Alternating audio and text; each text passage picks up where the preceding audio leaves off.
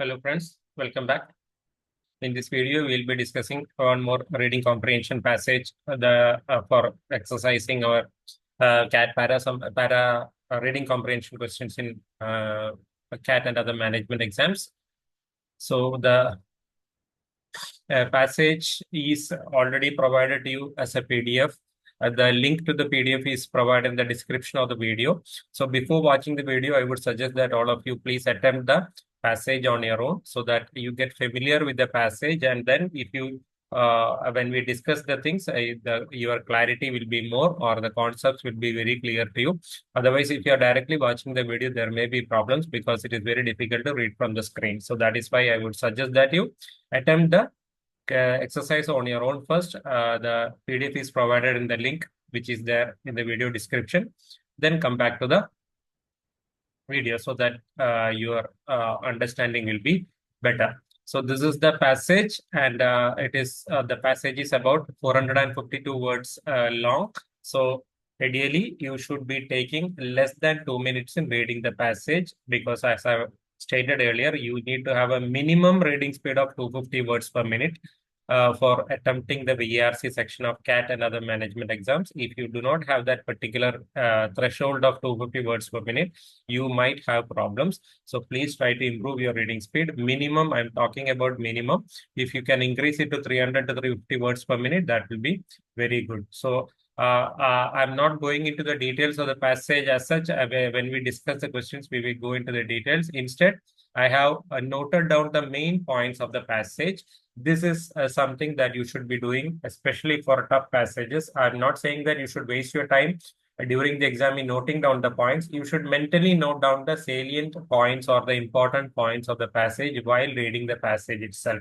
That will help you in breaking down the passage into simple points or simple concepts of understanding. And based on this, you will be able to develop your idea on how to tackle the questions. That is why this is very, very important. So the main points in the passage are like this. First one, the question of sufferings caused by labor market problems is arguable or controversial. Yes, this is the first sentence itself. It says that labor market might be creating problems, and these problems, whether the people are suffering due to the labor market problems, this question is not a very easy question to answer. And it is always a contentious issue. It is stated in the first how many really suffer as a result of labor market problem. It is one of the most critical yet contentious social policy question. Yes, it is an important question, but it is also a contentious or an arguable or controversial question where there are 2 or 3 different points of view. This is the first point. Second is the why this is becomes a contentious or controversial thing, because the statistics used to judge the sufferings often exaggerate the degree of hardship. This is again the second point in the first paragraph, because we are always using certain statistics to find out whether there are any sufferings or problems caused by the labor market, and these statistics often exaggerate the problem or degree of hardships. And how they are exaggerating, then it is that is being talked about in the next sentence. Next 3 or 4 points. Unemployment does not cause as much hardships now as it did in the 1930s. 1930s, as you might be knowing, it was called the period of Great Depression, where there were a lot of economical problems, especially in Europe and USA, and it spread to other countries also. And there were a lot of issues because of unemployment, a lot of poverty, deaths, all these things happen. So, but nowadays unemployment is not as severe as it was in the 1930s. Why? In the 1930s, the people who were unemployed were the primary breadwinners of the family. So they were the main income earners of the family, and the income levels also were very low.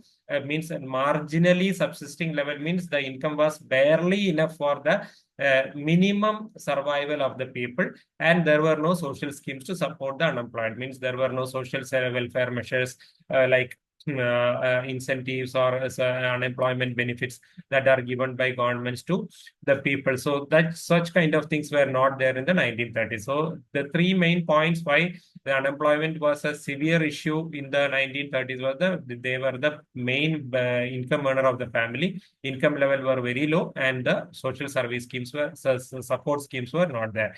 But now, what is the advantage? people are richer. So generally the families nowadays are more affluent than the families of the 1930s. People are richer and there are more income earners in this family. So while there was only one income earner, he was the primary breadwinner in the families of 1930s. Now there are more income earners, and the person who is considered unemployed is not the main income earner, means he is only the secondary income earner. So there might be some people who are primary income earners who are earning income for the family. The unemployed person may not be the main income earner, and there are social welfare schemes to support the people. So these are the reasons why the unemployment problem is not as severe now as it was in the 1930s. And as a result of this, the unemployment or the people who are considered unemployed, they are not really in a very poor situation. Why? Because they may not be the primary income earner, and there are social welfare schemes. There are other income earners in the family also. Then another data or another statistic is the income and earnings data. So the unemployment figures nowadays, how they are exaggerating the problem, we have seen in point number 5. And in point number 6, the income and earning data, how they are exaggerating the problem. Because the income and earnings data are talking about people who are having very low levels of income. So previously in the 1930s, the people who were having very low levels of income, since they were the primary breadwinners, the entire family was suffering. Whereas now, people who are having very low levels of income may be coming from families with some affluence, or with people who are other people who are earning. So that is why this data also may be inaccurate. So the people who are considered lowly paid by income and earnings data are coming from multiple earner rich families. Means these families may be, rich families, and there are other members. So this data also, when it talks about a lot of people having very low levels of income, it is also exaggerating the problem. And third is the poverty statistics. So we are talking about 3 statistics which are connected with the labor market, which are exaggerating the problem. One is the unemployment statistics, then is the income and earning statistics, and the third is the poverty statistics. So poverty statistics talk about many people who are poor, but many of these people who are considered poor, they are not really people who are participating in the labor market, or people who are willing to work in the labor market. These are mainly most of the poor people considered by the poverty statistics are old people, disabled people, and people who are not ready to work.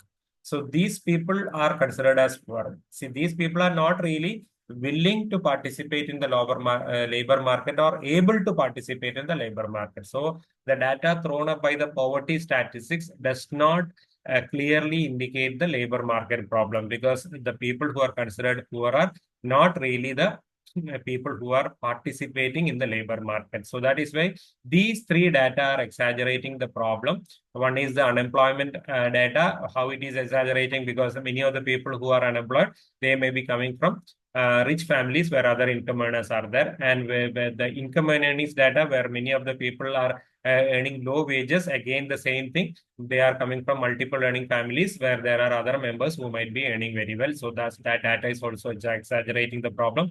Third is poverty data. Poverty data is exaggerating the problem, because many people who are considered poor are not really people who are willing to work or able to work. So that is why these 3 data are exaggerating the problem. This is the first para. Then comes the second para, where we talk about the data underestimating the problem. So on the one hand, the social statistical data are exaggerating the problem created by the labor market. Second, and on the other hand, they are underestimating the data. How they are underestimating the data? They are not considering fully employed people with low wages. So this is one important thing, because there are many people who are completely employed, but their wages are so low that not only themselves, their entire family is remaining poor. So these people are not included in the unemployment data. Why? Because these people are fully employed, but only problem is that their earnings are very low, as a result of which their entire families are remaining poor. And since the family is remaining poor, other members are also not earning,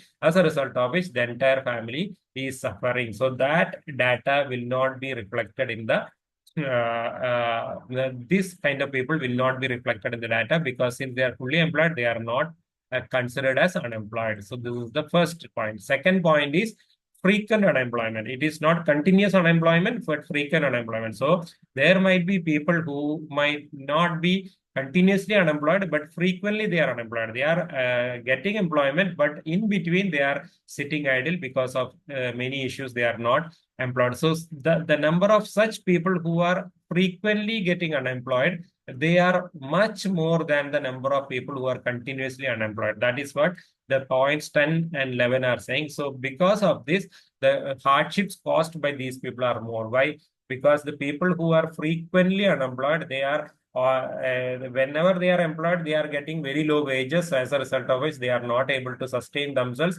So they might not be having any savings also. So in such cases, when they become unemployed, their sufferings are more. Whereas when we talk about the people who are continuously unemployed, as we stated in the first para, such people may be having other support systems, like other people working, or they may be coming from family with some amount of affluence.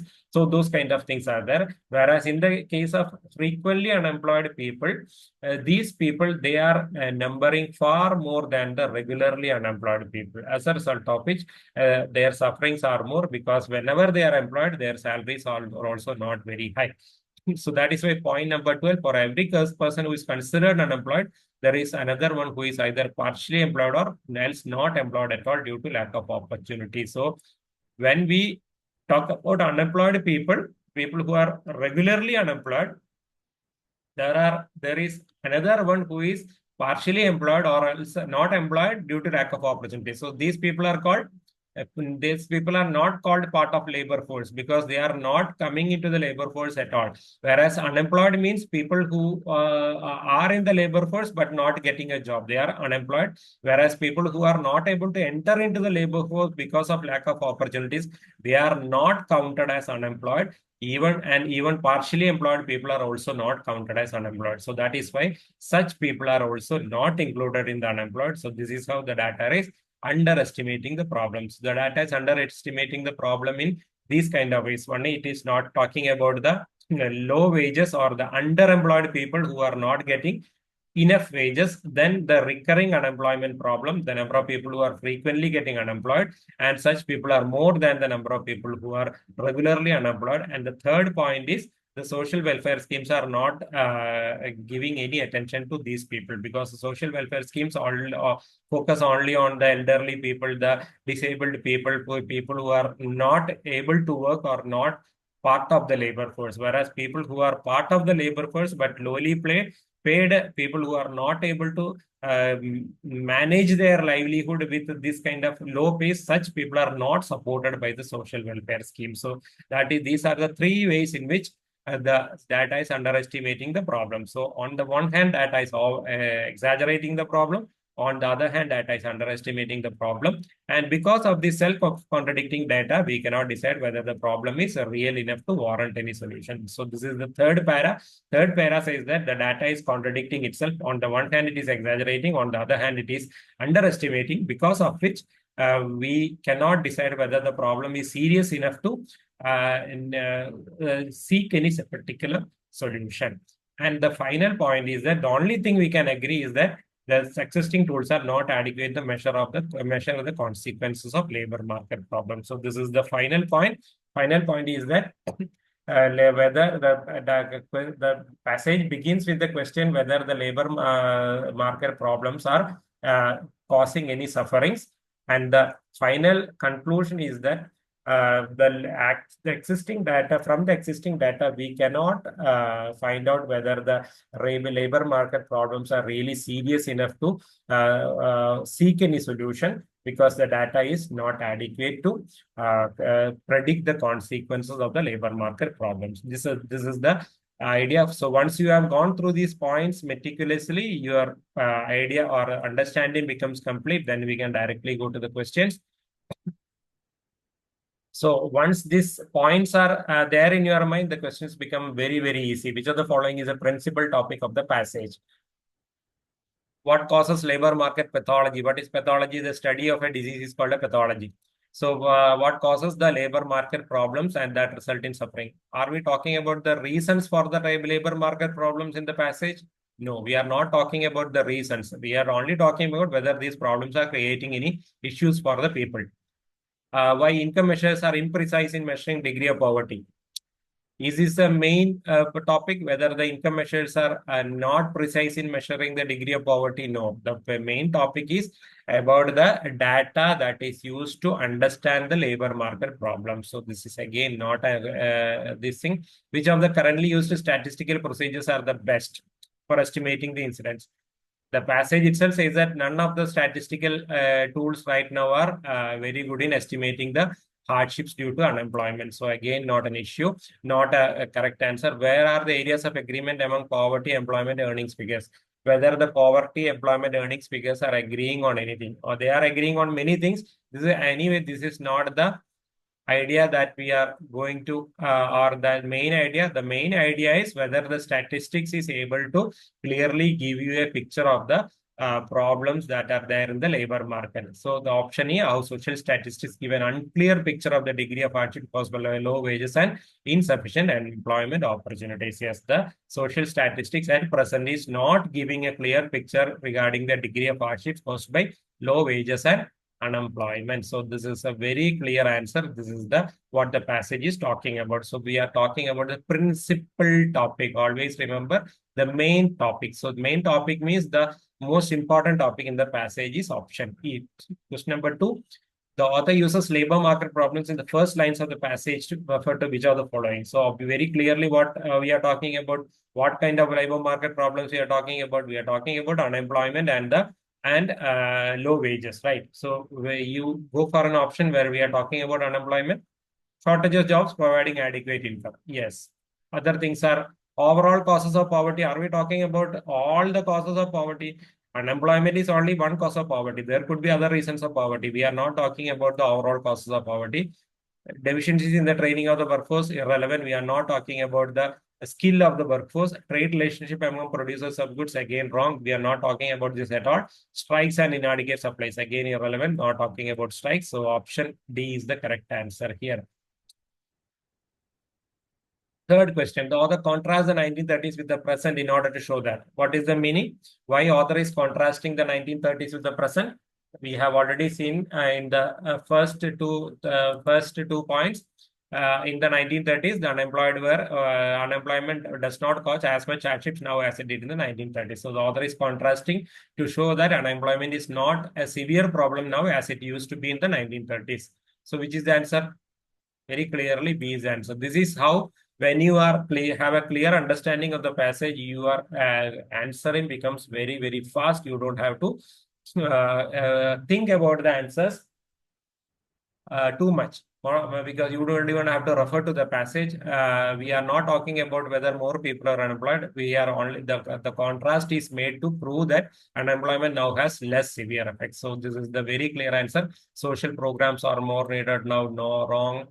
This again is wrong. Then there is a greater proportion of elderly handicapped. Wrong again.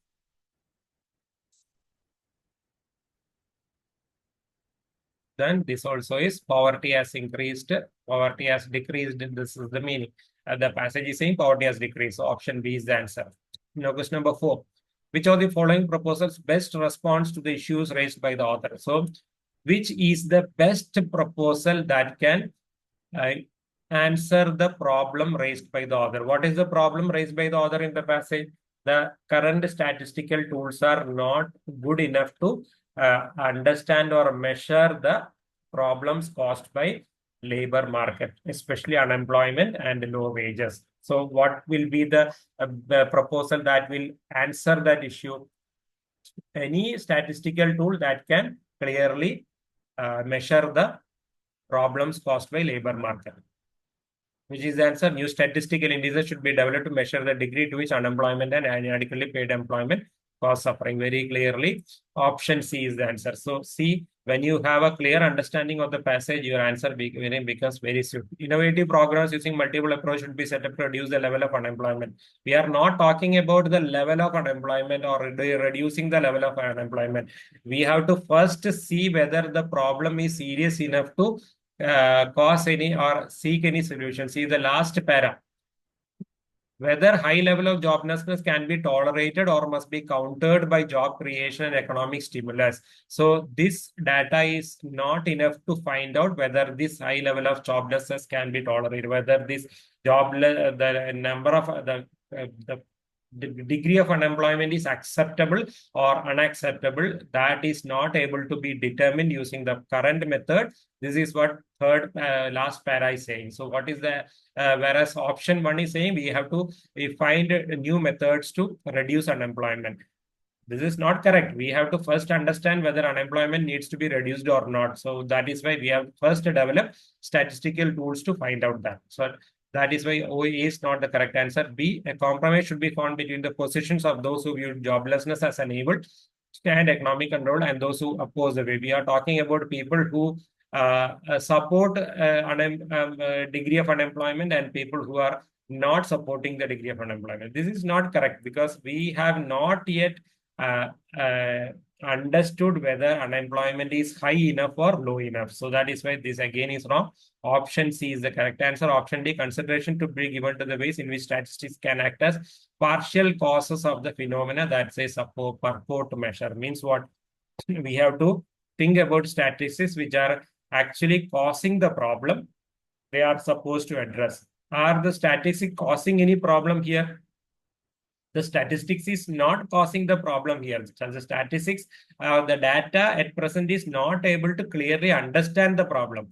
This option is saying that this option is actually implying that the statistics is causing the problem. That is why it says that we have to find some measures in which this statistics can partially causing the problem they are supposed to measure. So this is assuming that statistics is causing the problem, whereas this is not correct as per the passage.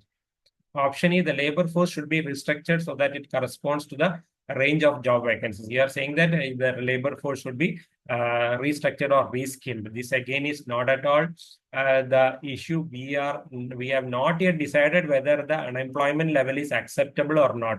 Once we decide whether the unemployment level is acceptable, then maybe we can think about restructuring or reskilling the labor force. Since that is not done, first we have to understand whether the unemployment level is acceptable or not. For that, we need new statistical measures. So option C is the clear answer. Question number 5. The author's purpose in citing those who are repeatedly unemployed during the 12-month period is most probably to show that. So this we are talking about the second para where we say that a lot of people are getting frequently unemployed. When the number of people who are frequently getting unemployed means they are off and on employment. They are getting employed once in 1 month. They are not getting employment in the next month. So the number of people who are getting that kind of frequent unemployment issue is much more than the number of people who are continuously unemployed. This is the statement or this is what the author wants to say in the second paragraph. And the problems or the sufferings of these people are more than the sufferings of the continuously or regularly unemployed. So what will be the answer? There are several factors that cause the payment of low wages. No, we are not talking about the author who does not want to talk about the factors that cause low wages. Unemployment statistics can underestimate the hardship resulting from joblessness. Yes, this is the point because the author wants to, in the overall point in the second paragraph is that the unemployment statistics are underestimating the hardships cost. How they are underestimating? They are not including the problems of the people who are getting frequently unemployed. So they are underestimating. So this is a good answer. Keep it in your mind. Then option C, recurrent inadequacies in the labor market can exist and cause hardships for individual workers. We are not talking about that in the particular statement. We are not talking about the frequent problems in the labor market which can cause hardships for individual workers. No, we are talking about the problems for the workers due to frequent unemployment. We are not talking about the problems in the labor market. Option D, a majority of those who are jobless at any one time do not suffer severe hardship. This is against the passage. Passage says that majority of those who are jobless at any one time are having more hardships than the hardships of the people who are continuously jobless. So this again is wrong. Option E, there are fewer individuals who are without jobs at some time during a year than would be expected on the basis of monthly unemployment figures. Again, contradicting the passage. The passage is saying that there are more number of people who are without jobs at some time during a year than the number of people who are continuously unemployed. So this again is wrong. So the only correct answer is option B. The purpose of the author in talking about the frequently unemployed is to highlight the fact that unemployment data is not including the hardships of these people who are frequently unemployed. It is only talking about the people who are continuously unemployed. So this is why B will be the answer. All right. Question number 6. The mitigating effect of social programs involving income transfers on the income level of low income people is often not felt by. What is mitigating effect? The reducing effect. So social programs are giving out a lot of assistance and support to people who are having low income, but these are not felt by whom? It is again stated in the second paragraph, last line. The social welfare programs are only supporting or mainly targeted at elderly people, disabled people, and dependent people. They are neglecting the needs of the working poor. So the people who are employed but who are getting very low wages, such people are called working poor. And there, since they are considered as employed, they are not getting any social welfare assistance. So that is why the cash and kind transfers do not meet the they are that does not mean that the people who are failing in the labor market are adequately protected. Means the working poor are not protected. So since the social welfare schemes are only targeting the elderly, disabled, and dependent people, they are not supporting the working poor people. Such people are out of the purview of the cash and kind transfers. This is the meaning. So who are the people who are not getting the support of this is not felt by, means the the benefit of the social programs are not felt by which kind of people? The employed poor. They are not getting the benefit. That is why the mitigating effect means the supporting effect or the soothing effect or the reducing effect of social programs are not felt by the employed poority, because it is mainly targeted at other disabled, elderly, dependent people. So this is not targeted at the employed poor. So they are not getting any help from the social welfare schemes. All others are irrelevant. You can very easily ignore it. So the answer is very clearly the employed poor. Then question number 7. According to the passage, one factor that causes unemployment and earnings figures to over-predict the amount of economic hardships are.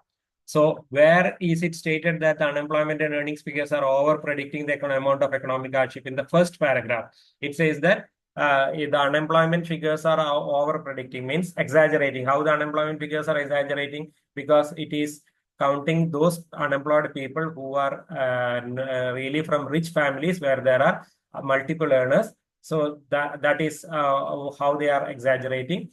Then earnings figures, how they are exaggerating. Again, it is talking about those people who are having less wages, but those people are having other people in their families who are earning more wages, and they are also coming from rich families. So that is where they are exaggerating. So these are the things. So you have to find out which is the answer.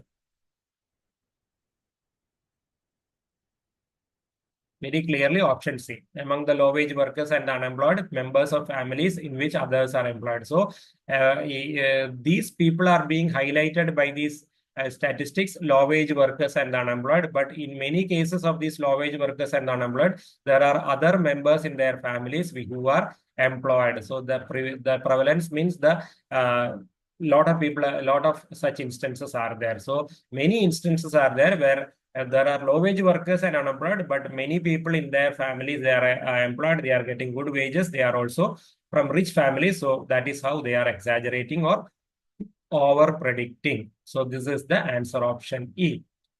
Option A, recurrence of periods of unemployment for a group of low-wage workers. This we are talking about the second paragraph where it is underestimating, not the first paragraph where it is over-predicting. See, our question is about the over-prediction.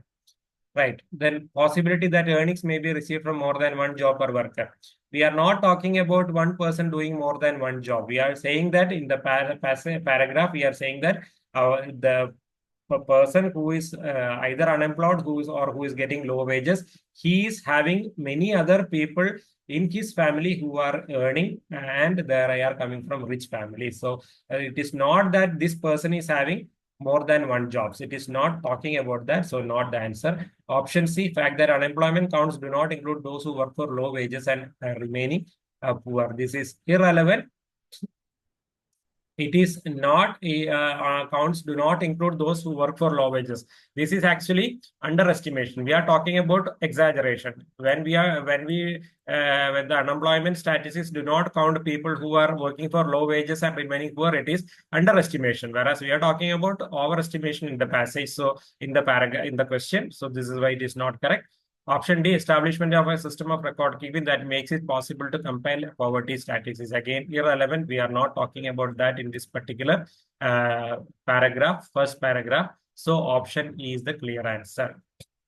Question number 8, the conclusion stated in the second paragraph about the number of people who suffer as a result of forced idleness depends primarily on the point that what is the how we can say the number of people who are suffering as a result of forced idleness is more than the number of people who are continuously jobless. That is why the passage is, that is what the question is asking. Means, once again, understand the conclusion in the second paragraph is that there are a more number of people who are getting frequently unemployed, and their numbers are much more than the number of people who are regularly unemployed, and their sufferings are more because they have whenever they were working they have low wages, so they cannot support themselves without a job. So that is why the sufferings of such frequently unemployed people are more than the regularly unemployed, because regularly unemployed is a fixed set of people, whereas frequently unemployed people, they keep changing every month, because every month one person is getting job, next month he will be out of a job, then the next month he will get a job, but another person will become unemployed. So that is why the people who are frequently unemployed, they are changing every month, whereas the number of people who are regularly unemployed, their number is remaining almost the same. That is why this number, the frequently unemployed number, will always be more than the regularly unemployed people, and their sufferings are more. This is the meaning. So in times of high unemployment, there are some people who do not remain unemployed for long. This is wrong. The passage itself says that there are people who are remaining unemployed for long. Low wages and repeated or prolonged unemployment frequently interact to undermine the capacity for self-support. So it says that prolonging wages in times of high unemployment, there will be people who are remaining unemployed for long. So that is correct, but that's not the point, or that's not the reason for the particular conclusion. Our question is how the passage is concluding that the number of people who suffer as a result of forced idleness is the more than, or the number of people who are suffering as a result of forced depends people who are suffering due to forced idleness. That is the conclusion. And how, what is the point on which it is dependent? So this is not the point, even though it is a correct, it is a wrong statement. This statement itself is wrong because the statement says that you do not remain unemployed, whereas passage says that such people are remaining unemployed. Option B, the capacity for self-support depends on receiving moderate to high wages. True, this is a possible answer because the passage itself says that the people are not getting enough salaries when they are employed. So that is why when they are not employed, those people suffer. So this is a possible answer. Option C, those in forced idleness include, besides the unemployed, both underemployed part-time workers and those are not actively seeking for work. That is not stated in the particular paragraph. Those in forced idleness include, besides the unemployed, both underemployed and part-time seekers and those not actively seeking work. Underemployed people will be there, but people who are not actively seeking work, they are not counted among the forced idle people. They are counted among the unemployed people, means regularly unemployed people. We are talking here about the frequently unemployed people. So that is why this may not be the correct answer because of this particular option. Option D, at different times during the year, different people are unemployed. Yes, this is also a good answer because it says that at different times of a year or at different months, different set of people are getting unemployed. That is why the number of frequently unemployed are more than the number of regularly unemployed, because the number of regularly unemployed always remain almost a constant figure, whereas the number of frequently unemployed are changing every month. So that is why their sufferings are more. So this is the primary reason. This could be the secondary reason. Why? The conclusion is that number of people who are suffering as a result of forced idleness is greater. And why it is greater?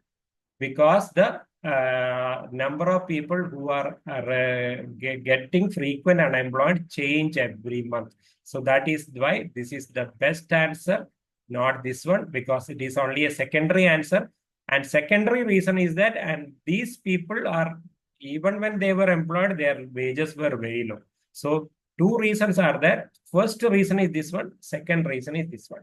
Since we already have a first reason, this may not be the reason. Option E, many of those who are affected by unemployment are dependents of unemployed workers. This is not stated in the passage or paragraph, so you can ignore this. In the particular paragraph, we are not talking about the unemployed who are dependents of unemployed people. We are talking about frequently unemployed people who were fully employed in other months. Means some people who are fully employed in some months getting unemployed next month. Such people are called frequently unemployed, and their numbers are more because these set of people continuously change every month, whereas the number of regularly unemployed always remains the same. That is why the sufferings of such people are more. So this is why option D is the correct answer, not option B. Option B will seem like a good answer, but option D is the first or primary reason, primarily on the point. So that is why the question is about the primary point. What is the primary reason? So primary reason is option D. Secondary reason is option B. So that is why option D will be the answer. All right, question number 9. Which of the following, if true, is the best criticism of the author's argument concerning the statistics? So the author is saying that the statistics at present is not able to understand the problems of the labor market or the sufferings to the people caused by the labor market. So what statement can be a criticism for this argument? So which one or which of these options will weaken the author's argument? That is the question. Option A, short-term increase in the number of those in poverty can indicate a shortage of jobs because the basic number of those unable to accept employment remains approximately constant. What is the meaning? The number of regularly unemployed people remaining the same. That the passage is also same. The number of regularly unemployed people remaining the same. Any short-term increase in the number of people who are poor can indicate a shortage of jobs.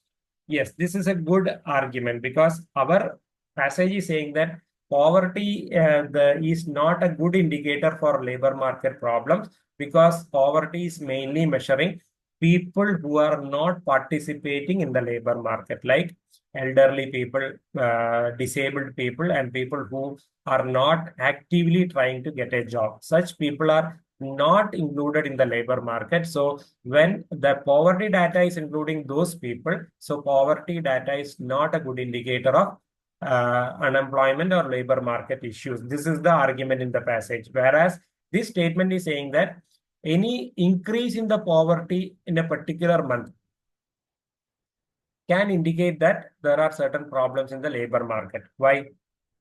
Normally, if we are measuring only the poor, means elderly people, people who are disabled and people who are not actively seeking a job, the number of people who are poor will always remain almost at a constant level. So when in a particular month, there is a sudden increase in the number of poor people, that would definitely mean that there are certain problems in the labor market because of which some people have become unemployed, and that is why the number of poor are increasing. So this is a good answer.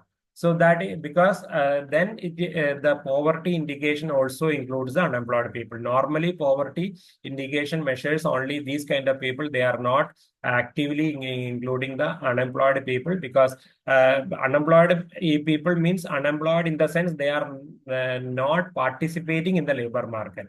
So such people are included in the poverty bracket.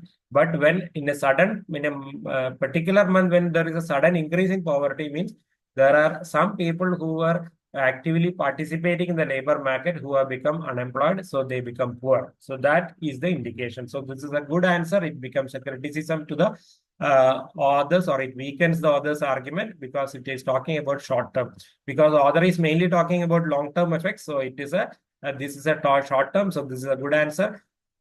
Keep it in your mind. Option B, for those who are in poverty as a result of joblessness, there are social programs available that provide a minimum standard of living. This cannot be a weakness or the weakness in the author's argument. The author is also arguing that social programs are there for poor people. But the author's argument is that poor people are, the poverty is only measuring people who are not actively participating in the job market or the labor market. They are only people who are forced into unemployment because they are not able to take an employment, take any job. So such people are forced to become unemployed. So they are not really unemployed because of lack of jobs or because of lack of opportunities. They are unemployed because they are not able to do a job. So that is why they are suffering, and so there are social programs available. So this is not contradicting the author or weakening the author's argument. So not your answer. Option C, poverty statistics do not consistently agree with earning statistics when age is taken as a measure of hardship. Here, the passage says that poverty statistics are agreeing with earning statistics when age is taken as a measure of statistic resulting from unemployment. So this cannot be a weakness, because we have seen that both poverty statistics as well as earning statistics are overestimating the problem in the first paragraph. So obviously they are agreeing with each other. So this is not your answer. So because it is not a weakness or a criticism of the author's argument. Option E, the elderly and handicapped categories include many who previously were unemployed in the labor market. Yes, what happened in the previously and all, that is not our question. Our question is only talking about the present situation. So where the elderly and handicapped people might have participated in the labor market previously, but right now they are not participating because they are not able to take up a job. So such people remaining poor cannot be an indication of labor market problem. That is what the author says. So this is not your answer. Option is, since the labor market is global in nature, poor workers in one country are competing with poor workers in another in respect to the level of wages and existence of jobs. This is talking about competition. Our passage is not talking about competition or the reasons for unemployment. Our question is only talking about the data regarding unemployment, whereas this option is talking about the reasons for unemployment. This will not be weakening the author's argument in any way. So option A is the clear answer, because in a short term, the statistic can be helpful in suggesting long labor market problem, because any short-term increase in poverty indicates that there are some people who were previously employed, they have become unemployed. So this is a good answer. So that is why this becomes a criticism to the author's argument. Option A will be the answer. Hope you have found the video to be useful in your understanding. Yes, this passage is slightly tricky. The first 5 or 6 questions are okay. You can easily answer. The 7th, 8th and 9th questions might be a little bit tricky. So in such cases, what I would suggest is that you do not attempt the last 3 questions. Attempt the first 6 questions and get maximum marks from those questions. Do not try to blindly guess the answers for the remaining questions and end up having wrong or negative marks. This is not a correct strategy. So the main thing is this one. When you read any passage, you have to understand the main points. Then try to list out the main points in your mind. I'm not saying that you should write it down. This is not going to be possible because your time is very limited. But try to keep in mind the main points in the passage in your mind. Once you are able to do that, it is your problem becomes very simple. You can easily answer at least the 6 questions without wasting too much time. This is a strategy you should be adopting in this kind of complex or complicated passages where the concepts may not be very easy to understand. So maybe two readings would be required for people who do not have an experience of reading these kind of passages. So that is why your reading speed becomes very, very important. 452 words means if you have a reading speed of about 300 words per minute, then maybe you can in under 2 minutes you can do two readings of the passage. First reading very quickly, second reading slightly slowly to understand the nuances and the nitty-gritty of the passage. This should be the strategy. Once you do that, then you automatically would have listed out these points in your mind. Once that is there, your 1, 2, 3, 4, 5, 6, up to the sixth question you can answer without a problem. Seventh, eighth, and ninth will be slightly tricky questions that you, according to your skill, you can answer or you can choose not to answer. So that's all for now. Thank you for watching. If you have liked the content, please like, share, and subscribe so that I can get maximum reach, and that will motivate me to come out with further videos. Thank you. Bye bye.